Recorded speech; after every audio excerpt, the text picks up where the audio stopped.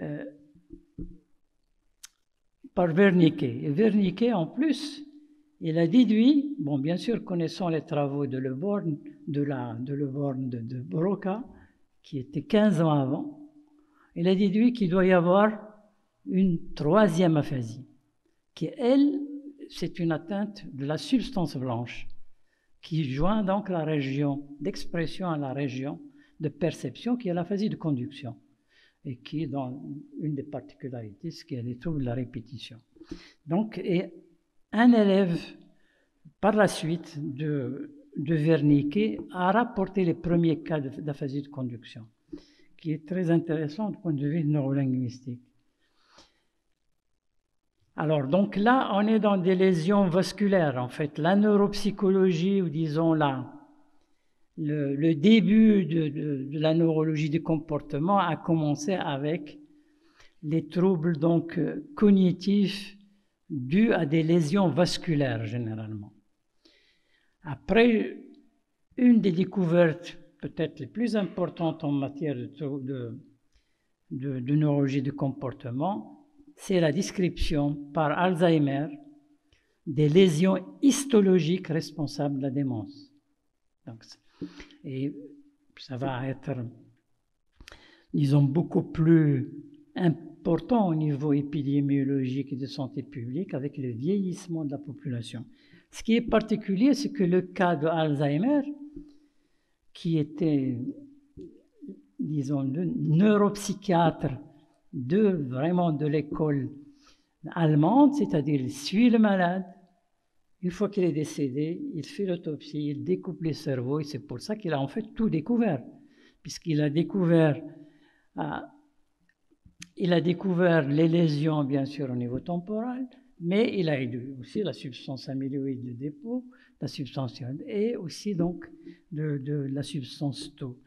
Et ce qui est particulier, et ça c'est la malade, puisque le dossier a été publié sur Internet, qui existe toujours dans l'hôpital où il a été hospitalisé, qui est Auguste Deter, il avait que 52 ans au moment de la maladie. Donc c'était une forme présénile. C'est pour ça que pendant longtemps, la maladie d'Alzheimer était considérée comme une démence présénile, comme la maladie de Pick. Et c'est par la suite, mais c'est peut-être pas l'objet maintenant. Donc, et puis c'est particulier parce qu'il avait en fait une présentation psychiatrique. Il était délirant, halluciné, mais étant donc un excellent clinicien, il l'avait fait dénommer, donc étudier l'aphasie, et surtout, il a montré aussi qu'il avait une agraphie, donc une trouble de l'écriture, et que ce n'est pas uniquement une maladie psychiatrique, mais neurologique. Alors, l'autre nom aussi de la psychiatrie de l'histoire, c'est Arnold Pick, qui est aussi un Allemand, qui va décrire l'autre version des démences, qui sont les démences frontotemporales. Et la maladie de Pick, surtout dans sa forme donc akinétique et aspontanéique. Alors, toujours, bon, je vais vous faire un peu l'historique de l'évolution. Je vous parlerai donc de l'émergence de la behavior neurologie en tant que discipline aux États-Unis, la moitié d'exposé. L'autre donc élément essentiel de la découverte des fonctions du cerveau, c'est le cas que vous connaissez très probablement de Phineas Gage, et qui était un ouvrier donc qui travaillait donc dans les chemins de fer américains, et que malheureusement il y a une dynamite qui a éclaté à la voix, qu'il avait une barre avec laquelle il travaillait, qui est passée donc au niveau de son lobe frontal. Et ça a été publié par son médecin Harlow, donc 1868. Il avait perdu connaissance, mais après plusieurs heures, elle a récupéré et elle a bien décrit qu'il n'avait pas de déficit neurologique. Mais malheureusement, son comportement a totalement changé et est devenu donc quasiment une psychopathie donc acquise. Et là aussi, il y a une enquête policière qui a été faite, mais à ce moment-là par un grand neuropsychologue qui s'appelle donc Antonio Damasio, qui est d'origine portugaise, mais qui a été formé à Boston.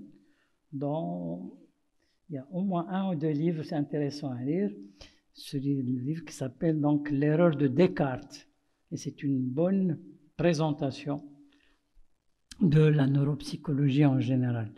Et là, donc, Damasio, elle a étudié le crâne du malade et on voit bien donc le passage au niveau de la barre, au niveau donc de la joue gauche et puis donc le lobe frontal.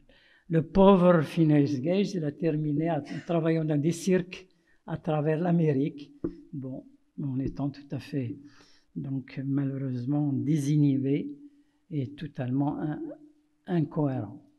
Alors, toujours dans les localisations, vous connaissez très bien, bon, la neuropsychologie, la neurologie de comportement, c'est fait des études de cas uniques.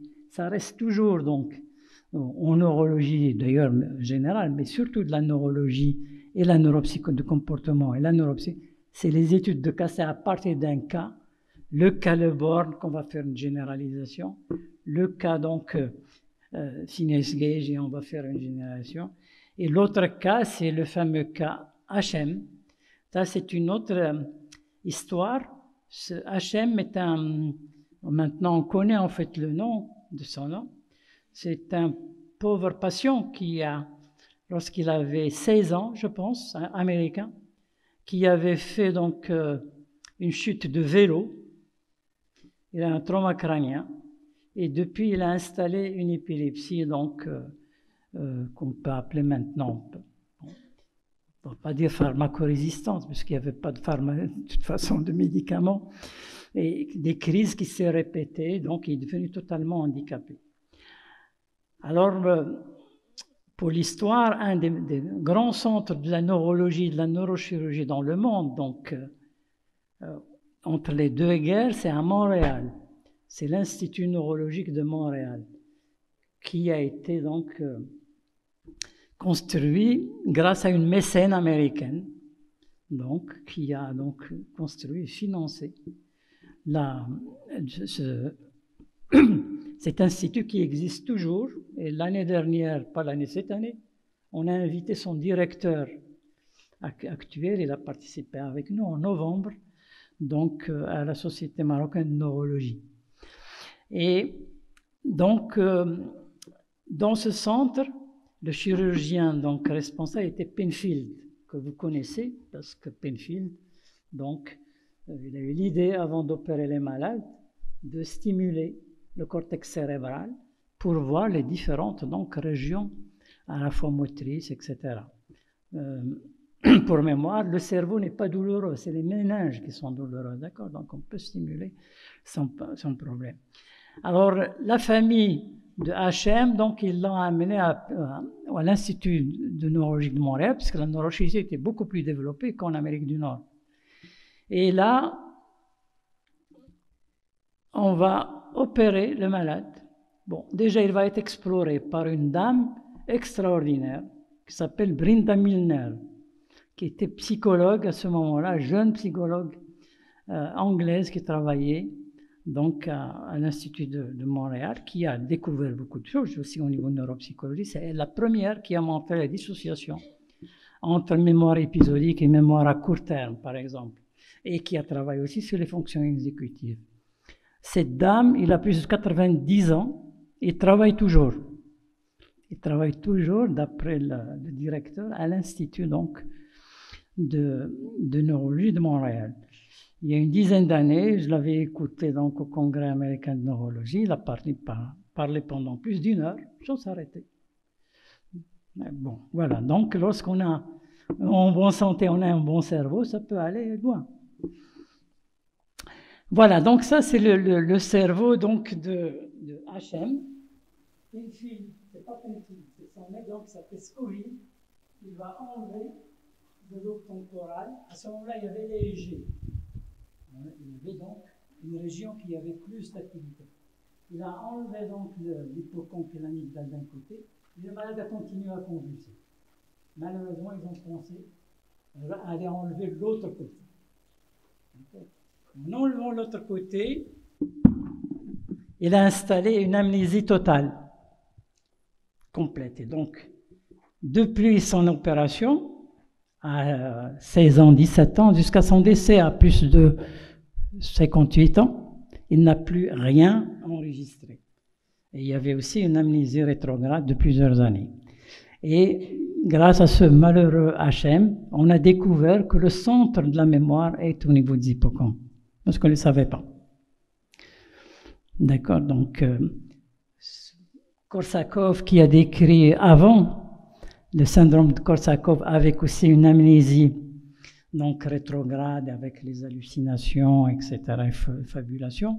Mais Korsakov n'a pas fait d'anatomie, il n'a pas découpé, il a uniquement fait une description chez les alcooliques russes, alcoolisés à la vodka, qui font un coma et en se réveillant, ils ont donc une amnésie. Et c'est l'équipe de la Sainte-Anne, brillants, qui vont montrer que c'est des régions, c'est donc au niveau mammillaire que ça se passe, et au niveau donc aussi donc du pulmonaire. Alors je vois que ça, ouais, c'est accéléré, non? Non, c'est trop accéléré là, je ne pense pas. Bon, je vais aller rapidement pour quand même vous parler de behavior neurologie. Alors, un des autres noms qu'on doit connaître dans la neuropsychologie et dans la neurologie de comportement, c'est le très grand neuropsychologue russe qui s'appelle Alexandre Luria. Luria qui était médecin mais surtout neuropsychologue, qui a développé beaucoup de tests. Le fameux test, là, les persévérations gestuelles, c'est lui, mais c'est un monsieur qui a travaillé aussi chez les enfants, qui a aussi s'intéressé au rôle de la culture, au rôle des langues, etc. Et donc, c'est surtout qui a examiné et fait des tests neuropsychologiques à des centaines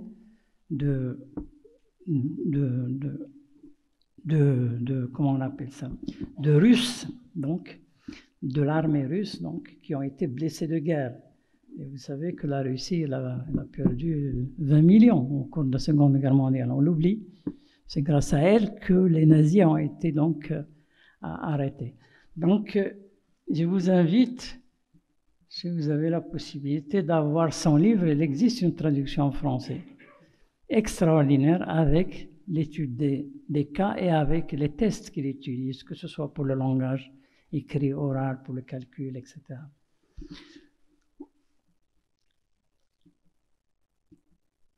Bon, je vais aller plus... Oui, peut-être que 2 mots.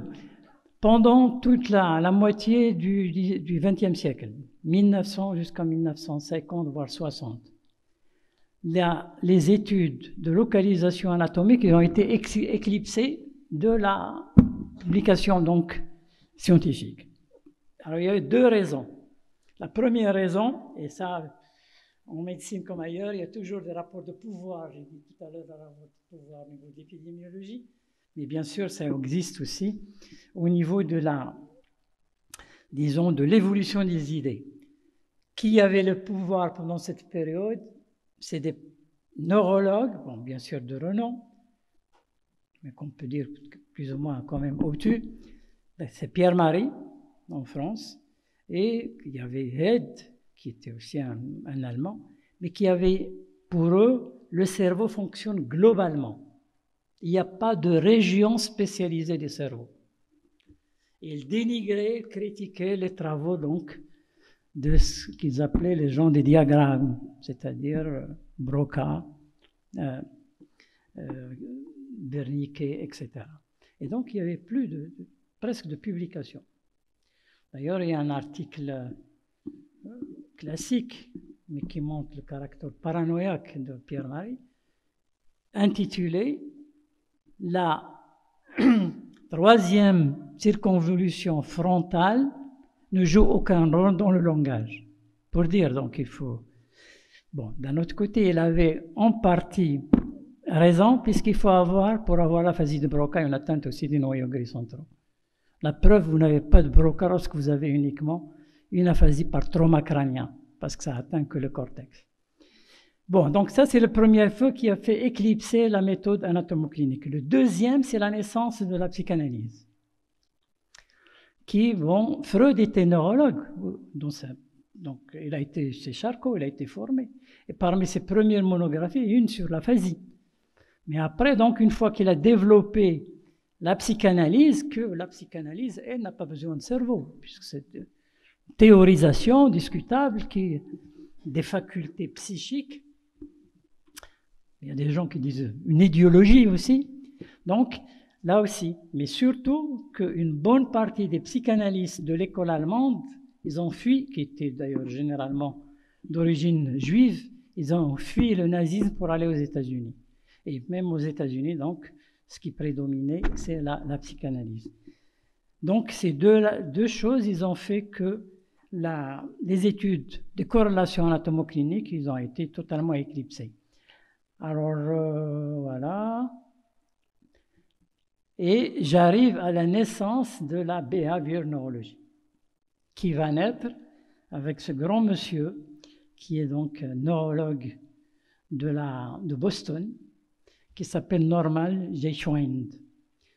Alors, avec sa publication de syndrome de disconnexion chez l'homme et l'animal, qui est en fait un article publié dans Brain en 1965, et sur lequel il reprend les travaux publiés avant, c'est-à-dire les travaux en particulier de Wernicke, mais aussi de Lippmann et d'autres, Lichtenstein, c'est-à-dire les gens qui ont travaillé sur le rôle de la substance blanche, et donc la liaison entre les centres de substance noire, corticaux, et la substance blanche.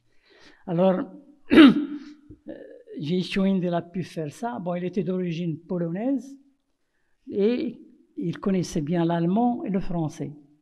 Et son maître, Gransfeld, lui a dit d'aller regarder les traités originaux en allemand et en français. Et c'est de là où il a donc fait une synthèse de tous les syndromes de disconnexion. Le syndrome de disconnexion, bien sûr, aussi le syndrome de disconnexion de Dejerine, qui est la lexie sans agraphie, de Lippmann au niveau donc de la praxie, et aussi donc d'autres auteurs. Voilà. Et vu que sa position donc importante au niveau de Boston, il a développé le premier, ça c'est l'article, le premier centre de recherche pluridisciplinaire sur l'aphasie. Et avec un neurologue qui est Goodglass, qui est connu, et Kaplan. Et en fait, c'est eux qui ont développé le premier test de batterie, le test d'aphasie, qui est le Boston Aphasia Examination, qui existe même actuellement. Il y a toujours, je pense, il y a la 3e édition, la première en 1972, et qui a permis de faire donc des recherches, en particulier donc de corrélation et de linguistique. En même temps, donc, la majorité des choses se font en Amérique. Alors, en Europe, il y avait en particulier Ala Jouanine, qui a lui aussi donc développé un centre, ou disons une unité de réflexion sur l'aphasie. Et vous connaissez peut-être, pour ceux qui s'intéressent à ça, le syndrome de désintégration phonétique, qui a été décrit par Ala Jouanine avec un linguiste et une neuropsychologue. Voilà. Alors, l'importance de Norman Geschwind, c'est que, de par sa personnalité, de par les possibilités qu'il avait, c'est qu'il avait recueilli beaucoup de personnes qu'il a formées chez lui. Et des personnes qui vont être de grands noms au niveau de la neurologie du comportemental.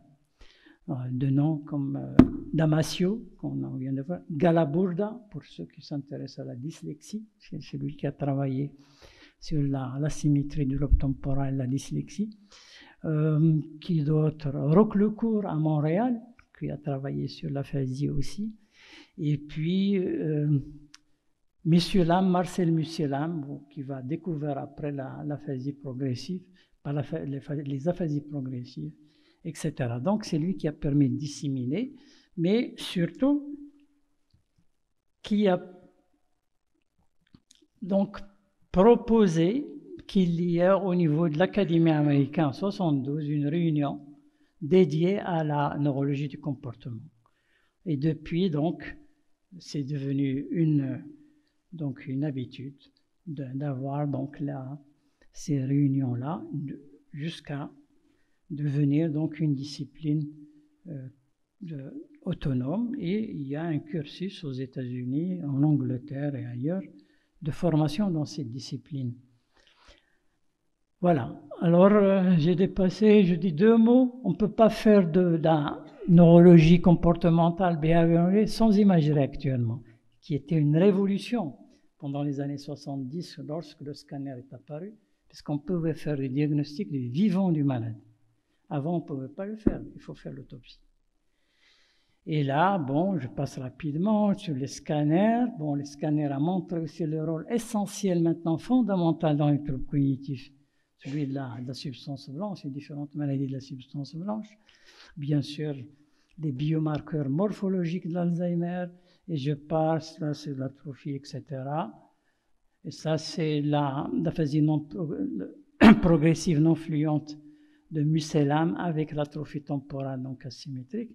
Et donc on est obligé de travailler, bien sûr, d'utiliser, le neurologue, surtout qui s'intéresse aux neurologies de comportement, doit avoir des connaissances donc assez précises, sinon approfondies, en neuroimagerie.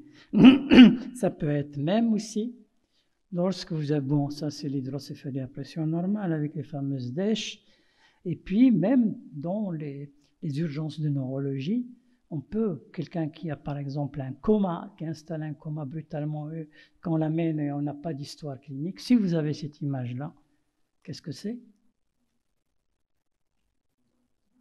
Vous n'avez aucune notion clinique. C'est une encéphalie de Guéhi-Wernicke. D'accord? Donc voilà. Alors après, bien sûr, il y a les TEP, et puis il y a tout ce qui est donc les PET amyloïdes, il y a les PET de tauopathie qui est en train de se faire. Je signale que la neuropsychologie, ou la neurologie du comportement a eu son élan à partir de 1993, une fois qu'on a découvert qu'il y a un déficit cholinergique dans la maladie d'Alzheimer et qu'on a utilisé la première molécule qui est la tacrine, qui va être abandonnée, et ça va être l'occasion pour les neurologues qui s'intéressent à ces domaines-là de créer les memory clinics, les centres de mémoire, dans les pays donc anglo-saxons et puis par ailleurs. Et je pense qu'on est maintenant aussi dans une nouvelle ère qui est d'essayer de au moins stopper l'évolution de la maladie d'Alzheimer, sinon la guérir. Et vous savez que le premier anticorps monoclonal qui a été accepté par la FDA et les autorités américaines est le lecanemab, qui permet de stopper l'évolution et de nettoyer, entre guillemets, le cerveau de la substance amyloïde. Et je pense, bon, en Amérique, ils sont en train de s'organiser pour faire, puisque c'est des perfusions, etc., de différents centres. Ils sont en train aussi de se battre pour faire baisser les prix. Et je pense que dans une année, 2 ou 3, ça va arriver chez nous. Et ça va être probablement comme pour la sclérose en plaques. Voilà, je vous remercie de votre attention.